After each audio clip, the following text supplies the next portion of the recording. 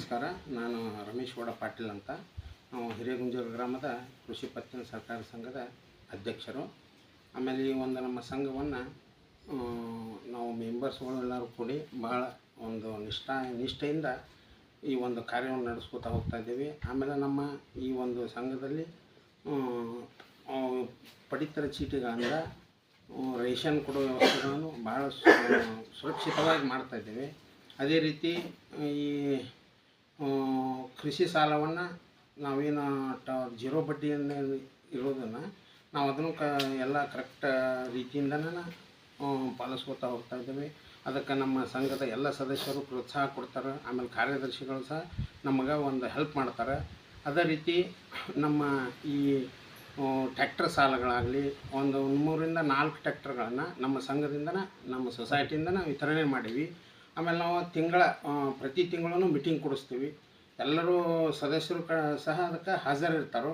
ಇದು ನಮ್ಮದು ಈ ಒಂದು ರೈತರ ಅನುಕೂಲಕ್ಕೆ ಏನೇನದಾವೆ ಅನ್ನೋ ಒಂದು ವ್ಯವಸ್ಥೆಗಳನ್ನು ಅವ್ರಿಗೆ ಪೂರೈಸುವಂಥ ಅಭಿವೃದ್ಧಿ ಕಾರ್ಯಗಳನ್ನು ಮಾಡ್ತೀವಿ.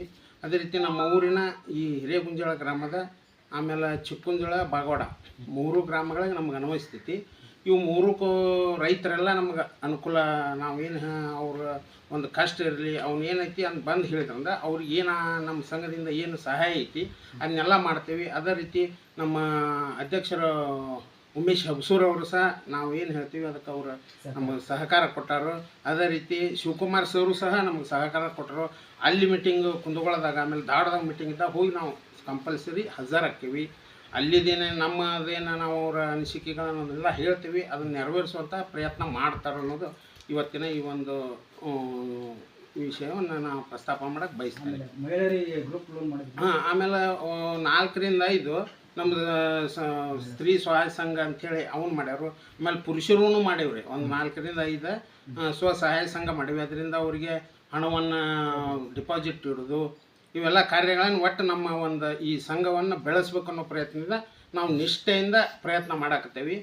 ಇದೆಲ್ಲ ಇದಕ್ಕಿಂತ ಇನ್ನು ಮತ್ತೆ ಯಾವುದು ಈಗ ಮುಂದೆ ನಾವು ರೇಷನ್ ಅಕ್ಕಿ ಅಲ್ಲದೆ ಆಮೇಲೆ ಗೊಬ್ಬರ ಹಾಕಬೇಕು. ಈ ಸಲ ಗೊಬ್ಬರದ ನಾವು ವ್ಯವಸ್ಥೆ ಮಾಡ್ಬೇಕಂತೇಳಿ ಆ ಲೈಸೆನ್ಸ್ ತಗೋ ಸಂಬಂಧ ನಮ್ಮ ಕಾರ್ಯನಿರ್ವಾಹಕರನ್ನ ಟ್ರೈನಿಂಗ್ ಕಳ್ಸಾಕತ್ತೇವೆ. ಈಗ ನಮಗೇನು ಹಿಂಗಾರಿ ಬರ್ತೈತಲ್ಲ ಅವಾಗ ಅದು ಆಯ್ತು ಅಂದ್ರೆ ಅದನ್ನು ಪ್ರಯತ್ನ ಮಾಡಿ ಇಡೋ ವ್ಯವಸ್ಥೆ ಮಾಡ್ತೀವಿ. ಒಟ್ಟು ರೈತರಿಗೆ ಅನುಕೂಲ ಆಗುವಂಥ ಕಾರ್ಯಗಳನ್ನು ಮಾಡ್ತೀವಿ.